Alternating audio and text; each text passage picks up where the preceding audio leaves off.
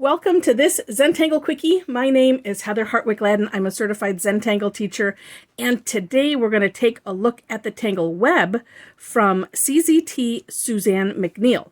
Now, it is October at the time of this recording. I thought it would be apropos. This is a super simple tangle, and we'll get started. I'm actually, because I had an idea, I'm going to do my four corners as we would typically do on if we were doing a traditional Zentangle tile within the methodology. That's what we do. Then we would do, well, that's kind of not so curvy, a straight or curvy border, or combination of the two. All right, that gets us working on the tile. You don't have to do this. Sometimes it's fun. All right, now this one starts off with, in whatever space that you're working on, or, I suppose if you don't have a defined space, however big you want this, we're going to start off with a cross. So a diagonal can be straight or can be, I'm trying to add a smidge of curve. Then we're going to cross the cross, as I like to say. So crossing right in the center, we're essentially making an asterisk. Okay. That's how we start. Then, from the outside, we're going to do curved lines in between. So, a curved line in between each area, or each spoke, we'll call them.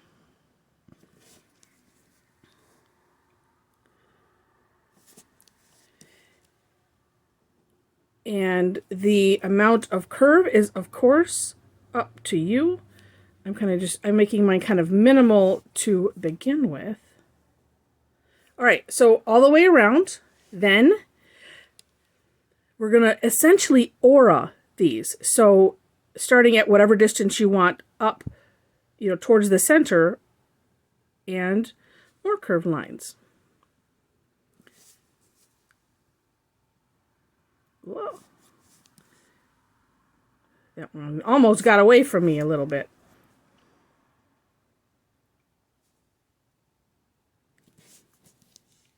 And depending on how you do your, initial lines will, have a little bit of bearing on the rest. But you know what, as you go, you can kind of adjust a little bit. So that way, because like here, I'm kind of running into this one, but I'm not really worried about it. Just keep going. The spider wouldn't be worried about it, right? And then working, it's like, except for that. Well, no, that one looks like a straight line. Oh, well.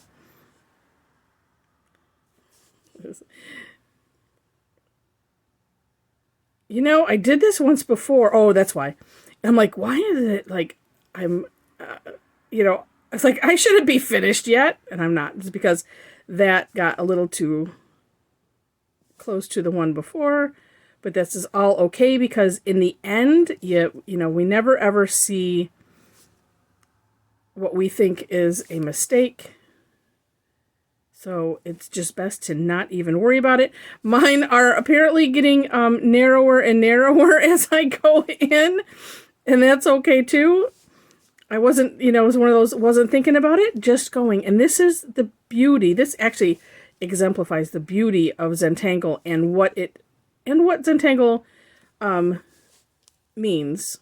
It's where you're just focusing in on the steps and you're not really thinking, and it's just curve line, turn, curve line, turn. Well, I don't really need to turn right there. Curve line, turn. And and you don't have to. It is easier just to turn it though. Okay, and then apparently where I did this once before. Now I have ended up with because of that one that was a little too close, I've ended up with a spiral in the middle. And you know what? It's all okay. Let's see. And then watch. And then I can end it like right there. And it doesn't matter. All right. And that's essentially it. Now, if you want to add some shading, here is a thought. I'm going to just put some graphite on these lines that I drew.